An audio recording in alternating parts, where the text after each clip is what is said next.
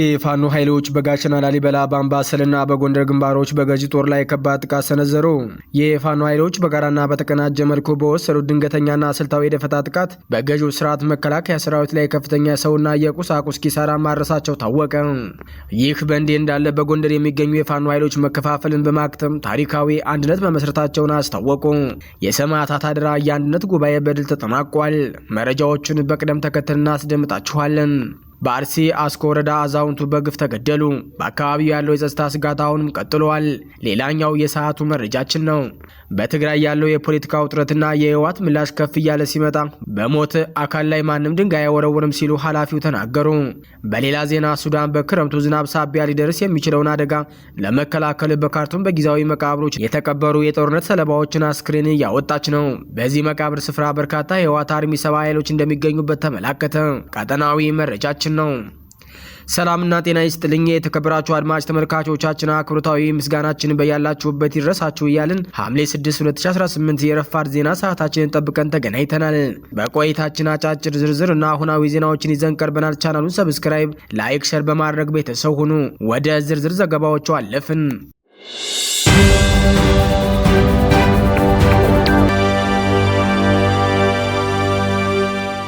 የፋኖ ኃይሎች በጋሸና ላሊበላ በአምባሰልና በጎንደር ግንባሮች በገዢው ጦር ላይ ከባድ ጥቃት ሰነዘሩ። የፋኖ ኃይሎች በጋራና በተቀናጀ መልኩ በወሰዱት ድንገተኛና ስልታዊ የደፈጣ ጥቃት በገዢው ስርዓት መከላከያ ሰራዊት ላይ ከፍተኛ የሰውና የቁሳቁስ ኪሳራ ማድረሳቸው ታወቀ። በተለያዩ ቀጠናዎች በተደረጉ ከፍተኛ ውጊያዎች በርካታ የአገዛዙ ወታደሮች የተደመሰሱ ሲሆን ስትራቴጂካዊ ቦታዎችና የጦር መሳሪያዎችን በፋኖ ቁጥጥር ስር ውለዋል።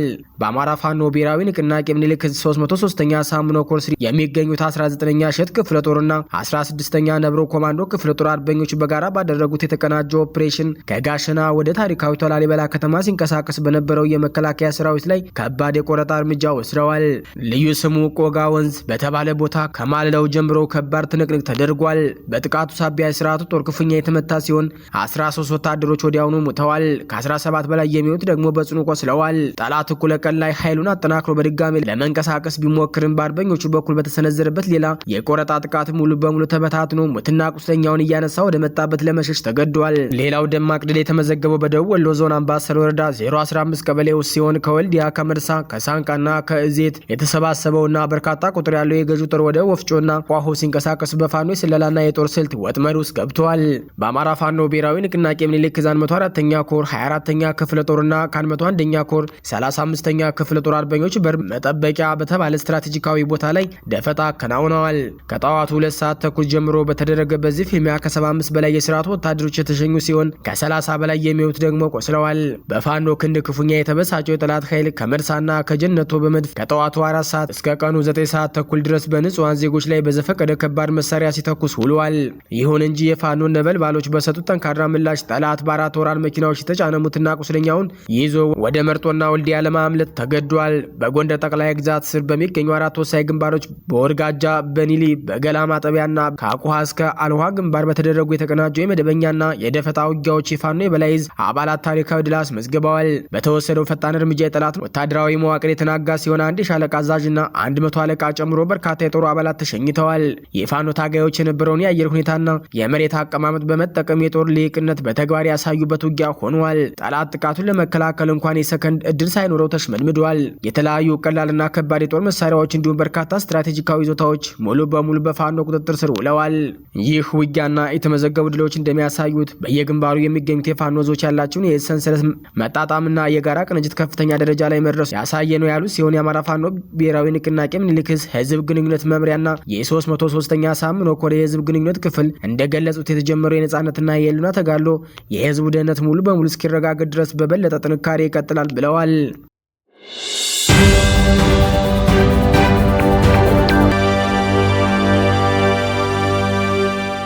በጎንደር የሚገኙ የፋኖ ኃይሎች መከፋፈልን በማክተም ታሪካዊ አንድነት መመስረታቸውን አስታወቁ። የሰማዕታት አደራ የአንድነት ጉባኤ በድል ተጠናቋል። የአማራ ፋኖ ብሔራዊ ንቅናቄ የጎንደር ጠቅላይ ግዛት በበላይ ዘለቀ ስር የተሰባሰቡ የፋኖ መሪዎችና ስምሪቶች ለረጅም ጊዜ የነበረውን ውስጣዊ መከፋፈል በይፋ የሚያከትም ታሪካዊ የአንድነት ስምምነት ማድረጋቸውን አስታወቁ። የሰማዕታት አደራ የአንድነት ጉባኤ በሚል መጠሪያ በታሪካዊቷ የፋሽስት ጣሊያን የጦር ካምፕ በነበረችውና የአርበኞች የድል ምልክት በሆነችው ድልቧ በተካሄደው የፊት ለፊት ውይይት ሙሉ ውህደት መፈጠሩን የሚያበስር ባለ 4 ገጽ የአቋም መግለጫ ወጥቷል። በወጣው መግለጫ ላይ በሰፊው እንደተብራራው በአማራ ህዝብ ላይ የደረሰ ካለው ሁለንተናዊ ጭቆና፣ መፈናቀል፣ ማህበራዊ ተቋማት ማውደም እና የዘር ማጥፋት ወንጀል ባሻገር በትግሉ ውስጥ የነበረው ውስጣዊ መከፋፈል ከፍተኛ ዋጋ እንዳስከፈለ ተገልጿል። የፋኖ ኃይሎች በሰላማዊ መንገድ እና በትዕግስት ጥያቄዎቻቸውን ለማቅረብ በሞከሩባቸው ጊዜያት ሁሉ ስርዓቱ በትዕቢትና በኃይል ምላሽ በመስጠት ወደ ትጥቅ ትግል መገደዳቸው ይታወሳል። ሆኖም ግን በትግሉ ሂደት ውስጥ የነበሩ አለመግባባቶችና መከፋፈሎች ትግሉን ወደፊት እንዳይራመድ አግደውት መቆየታቸው መግለጫው በግልጽ ያሳያል። በትግሉ መሪዎችና አባላት መካከል አለመተማመንን በመፍጠር የጋራ ኃይልን በትኗል። የህዝቡን የነጻነትና የደህንነት ጉጉት ከማዘግየቱም በላይ ጠላቶቹ ህዝቡንና ትግሉ እንዲከፋፈሉ እድል ሰጥቷል። የትግሉ ሰማዕታት የከፈሉትን መስዋዕትነት የሚመጥን ወጥ የሆነ ወታደራዊና ፖለቲካዊ አመራር ለመስጠት እንቅፋት ሆኖ ቆይቷል። ይህንን የትግል ማነቆ ለመስበር እና የህዝብን አደራ ላለማክሸፍ በሚል ትልቅ አገራዊና ወገኝተኝነት ስሜት መሪዎቹ ለረጅም ጊዜ በስልክና በተለያዩ የመገናኛ ዘዴዎች ሲያደርጉት የነበረውን ውይይት አጠናቀው ሐምሌ 5 ቀን 2018 ዓ.ም በአካል በመገናኘት ታሪካዊውን ስምምነት አጽድቀውታል። ይህ የተፈጠረው አዲስ ውህደትና አንድነት የአማራን ህዝብ መሰረታዊ ጥያቄዎች እስከ መጨረሻው ለማስከበር ቃል የገባ ሲሆን ዋና ዋና አቋሞች በቅደም ተከተል አስቀምጠዋል። የህዝብን ጥያቄዎች ምላሽ እስኪያገኙ ድረስ ትግሉ መቀጠል፣ የአማራ ህዝብ ጥያቄዎች አንድ በአንድ ምላሽ እስኪያገኙ በህዝብ የዘር ማጥፋት ወንጀል የፈጸሙ አካላት ለህግ ቀርበው ተመጣጣኝ ፍትህ እስኪሰፍንና የተጫነው የሐሰት ትርክ ተገርስሶ እውነተኛ ታሪክ እስኪረጋገጥ ድረስ ፍጹም እረፍት እንደማይኖር አስታውቀዋል። አግላይና ጥላቻን መሰረት ያደረገው ህገ መንግስት መቀየር አሁን ያለው የህዝብ ጥላቻ ግንብ የሆነውን የህገ መንግስት ስርዓት ተቀይሮ የሁሉንም ኢትዮጵያውያን መብትና ብሔራዊ አንድነት የሚያስከብር ስርዓት እንዲመሰረት በጽኑ እንደሚታገሉም ገልጸዋል። ከሌሎች ኃይሎች ጋር ስላለው ግንኙነት ከአማራ ግዛቶች መውረርና መደፈርን ከማይፈልጉ በኢትዮጵያ ሉዓላዊነትና አንድነት ላይ ከማይደራደሩና ብሔራዊ ጥቅምን ከሚያስቀድሙ ማናቸውም ወገኖች ጋር አብሮ ለመስራት ዝግጁ መሆናቸውን ሲገልጹ፣ በተቃራኒው የአማራን ህዝብ በጠላትነት ከፈረጁና የራሳቸውን አገር ለመመስረት ከሚንቀሳቀሱ ኃይሎች ጋር ምንም አይነት ግንኙነት እንደማይኖራቸው አስምረውበታል። የበላይ ዘለቀ ህዝብ ሙሉ የስራ አስፈጻሚና በየደረጃው የሚገኙ የአመራር ምደባዎችን በቅርቡ ይፋ እንደሚያደርግ የገለጸ ሲሆን መላው የፋኖ ሰራዊት ደጋፊዎችና የትግል አጋሮችን ታሪካዊ አንድነት በንቃት እንዲጠብቁ አሳስቧል። መግለጫው በመጨረሻም በትግሉ ለወደቁ ሰማዕታት ክብርና ምስጋና በማቅረብ ይህ የተመሰረተው የሰማዕታት አደራ የአንድነት ጉባኤ ድልቧ የአማራን ህዝብ ህልውና የሚያስከብርና የጠላትን ዕድሜ የሚያሳጥር መሆኑን በልበ ሙሉነት በማረጋገጥ ተጠናቋል።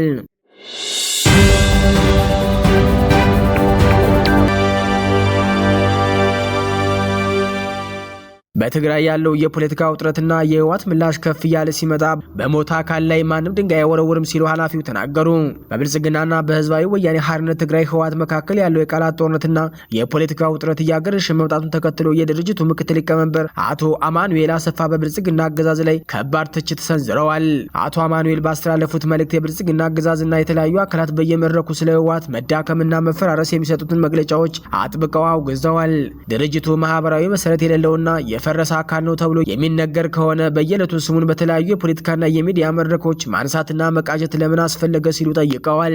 የህወሓት ምክትል ሊቀመንበር በብልጽግና አካላት እየተካሄደ ነው ያሉትን ዘመቻ ሲተቹ የብልጽግና ፓርቲ ስልጠናዎችን፣ የፓርላማ ውይይቶችንና የህዝብ አደባባዮችን ጠቅሰው ህወሓት ከሌለ ማህበራዊ መሰረት ከሌለውና ቃፎ ከሆነ ታዲያ በፓርላማ በየስብሰባው በየአደባባዩና በየስልጠናው በየቀኑ መጥተው ህወሓትን እያነሱ መቃጀት ምን አመጣው ሲሉ አቶ አማኑኤል አሰፋ ጠይቀዋል። አቶ አማኑኤል ድርጅታቸው አሁንም በክልሉ ና በአገሪቱ ፖለቲካ ላይ ያለው ተሰሚነትና ክብደት ከፍተኛ በመሆኑ መንግስታዊ ተቋማት የየዕለቱ የትኩረት አጀንዳ እንዳደረጉት አመላክተዋል። ይህንንም ለማስረዳት በሞት አካል ላይ ማንም ድንጋይ አይወረውርም የሚለውን አባባል በምሳሌነት አንስተዋል። ይህ በእንዲህ እንዳለ ተቃዋሚዎችና የፖለቲካ ታዛቢዎች እንደሚሉት ያገዛዙ የብልጽግና ፓርቲ በየደረጃው በሚያካሄዳቸው ስልጠናዎች ላይ በስፋት የሚያነሳው የደህንነትና የፖለቲካ ስጋት በገዢው ፓርቲ ውስጥ ያለውን የተጠራጣሪነትና የፍርሃት ስሜት የሚያሳይ ነው ይላሉ። በአንድ በኩል ከብልጽግና መንግስት ጋር ያለው የሚዲያ ፍጥጫ ሲበረታ፣ በሌላ በኩል በትግራይ ክልል ውስጥ ያለው ውስጣዊ ወታደራዊና ፖለቲካዊ እንቅስቃሴም ከፍተኛ ስጋት እየፈጠረ ይገኛል። ከመቀሌና ከተለያዩ የትግራይ አካባቢዎች የሚወጡ መረጃዎች እንደሚያመላክቱት በክልሉ ባለው የጸጥታ መዋቅርና በተለያዩ የታጠቁ ኃይሎች መካከል የሚታየው ወታደራዊ እንቅስቃሴ ዝግጅት አልበረደም። በዚህ ውጥረት ውስጥ ደግሞ ስማቸው እንዳይገለጽ የሚፈልጉ የዓይን እማኞችና የተጎጂ ቤተሰቦች እንደሚሉት በተለያዩ የክልል ከተሞችና ገጠር ቀበሌዎች ወጣቶችን በግዳጅ ወደ ወታደራዊ ማሰልጠኛዎች የመውሰድና የማፈን ተግባራት በስፋት እንደቀጠለ ነው። ከፕሪቶሪያው የሰላም ስምምነት ማግስት የተሃድሶና ወደ ማህበረሰቡ የመቀላቀል ዲያር ሂደት በሚፈለገው ፍጥነት አለመሄድ ወጣቶች ለተለያዩ የኃይል አማራጮችና ለግዳ ለግዳጅ ምልመላ ተጋላጭ እንዲሆኑ አድርጓቸዋል። ይህ የወጣቶች አፈናና ወታደራዊ ውጥረት በክልሉ ህዝብ ላይ ተጨማሪ የስነ ልቦና ስብራትና የኢኮኖሚ ቀውስ እየፈጠረ ይገኛል። የአቶ አማኑኤል አሰፋ ጠንካራ መግለጫ የህወሓትን ውስጣዊ ጥንካሬና ህዝባዊ መሰረት ለማሳየት ያለመ ቢሆንም በተግባር ግን በትግራይና በብልጽግናው መንግስት መካከል ያለው ግንኙነት አሁንም በጥርጣሬና በዲፕሎማሲያዊ መገፋፋት ላይ የቆመ መሆኑ ያሳያል። በትግራይ ምድር እየታየ ያለው የወታደራዊ ኃይል እንቅስቃሴና የወጣቶች አፈና ደግሞ የሰላም ስምምነቱ ሙሉ በሙሉ መሬት ከመርገጥ አንጻር ገና ብዙ የሚቀሩ ስራዎች እንዳሉ ማሳያ ነው ሲሉ ታዛቢዎች ይተቻሉ።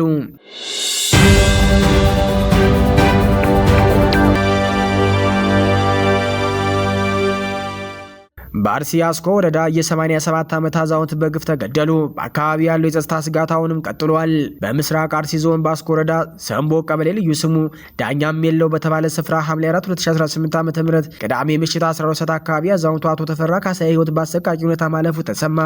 የ87 ዓመቱ አዛውንት አቶ ተፈራ ካሳዬ የተገደሉት ማንነታቸው ባልታወቁ የታጠቁ ኃይሎች መሆኑ የተገለጸ ሲሆን ግድያው በአካባቢው ማህበረሰብ ዘንድ ከፍተኛ ድንጋጤና ሀዘንን ፈጥሯል። የአካባቢው ነዋሪዎችና የሟች ቤተሰቦች እንደሚገልጹት ጥቃት በንጹሃን ዜጎች ላይ በተለይም በብሔርና በሃይማኖታቸው ምክንያት ተለይተው በሚጠቁ ወገኖች ላይ የሚደርሰው ተከታታይ በደል አካል ነው። ከአርሲ ዞን የተለያዩ ወረዳዎች ላለፉት በርካታ ዓመታት ተመሳሳይ የሰላማዊ ዜጎች ግድያ፣ የሃይማኖት ተቋማት በተለይም የኦርቶዶክስ ተዋሕዶ አብያተ ክርስቲያናት መቃጠል፣ የንብረት መዝረፍና ማውደም እንዲሁም የእገታ ወንጀሎች በተደጋጋሚ ሲፈጸሙ መቆየታቸውን ነዋሪዎቹ በምሬት ይናገራሉ። በአካባቢው የሚንቀሳቀሱ የታጠቁ ኃይሎች ንጹሃንን በማገት በሚሊዮን የሚቆጠር ብር ቤተሰብ እንዲከፍል እንደሚያስገድዱ፣ ሴቶችና እናቶች ላይም ዘግናኝ ጥቃቶች እንደሚፈጸሙ ሪፖርቶች ያመላክታሉ። የተጎጂ ወገኖችና ተሟጋቾች እንደሚገልጹት እነዚህ ሰብአዊ መብት ጥሰቶችና የንጹሃን እልቂቶች በተደጋጋሚ በሚፈጸሙበት ወቅት የአገዛዙ መዋቅርና የጸጥታ አካላት በቂ ጥበቃ ባለማድረጋቸው ድርጊቱ በብልጽግና መዋቅር የሚደገፍ ወይም ሆን ተብሎ የሚታለፍ ጥቃት ነው በሚል በአብይ አህመድ አስተዳደር ላይ ከፍተኛ ትችትና ውንጀላ ማቅረባቸውን ቀጥለዋል። የፍትህና የህግ የበላይነት አለመኖር፣ ወንጀለኞቹ ተለይተው ተጠያቂ አለመሆናቸውን ጥቃቱ መቋጫ እንዳያገኝ ማድረጉን በስፋት ይነገራል። የሰብአዊ መብት ተሟጋች ድርጅቶች በበኩላቸው በክልሉ ባሉ የተለያዩ አካባቢዎች የሚፈጸሙ የብሔርና የሃይማኖት ግጭቶች እንዲሁም የታጣቂዎች ጥቃት በአስቸኳይ እንዲቆምና አገዛዙ የዜጎችን ደህንነት የማስከበር ህገ መንግስታዊ ግዴታውን እንዲወጣ በተደጋጋሚ ሲያሳስቡ ቆይተዋል። ሆኖም ይሄ ሲራ ግድያ የሚፈጸመው በብልጽግና አገዛዝ ኃይሎች ድጋፍ መሆኑ ችግሩን አባብሶታል። በአሁኑ ወቅት በአስኮ ወረዳና በአካባቢው ባሉ ቀበሌዎች ያለው የጸጥታ ሁኔታ አሁንም አሳሳቢ መሆኑ የተገለጸ ሲሆን ማህበረሰቡ ለህይወቱና ለንብረቱ ዋስትና በማጣት በከፍተኛ ስጋት ውስጥ እንደሚገኝ ታውቋል።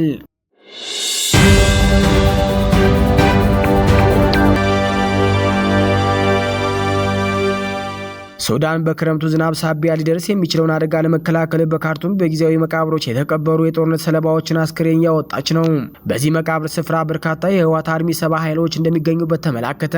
የሱዳን ካርቱም ግዛት መንግስት እንደገለጸው የክረምቱ ዝናብ ከመግባቱና ስራውን ከማስተጓጎሉ በፊት በገበያዎችና በመኖሪያ አካባቢዎች የሚገኙ ጊዜያዊ መቃብሮችን በፍጥነት ለማጽዳት እየተደረገ ባለው አስቸኳይ ዘመቻ 27 የጦርነት ሰለባዎችን አስክሬን ወደ ይፋዊ መቃብር ስፍራዎች ማዛወሩን አስታውቋል።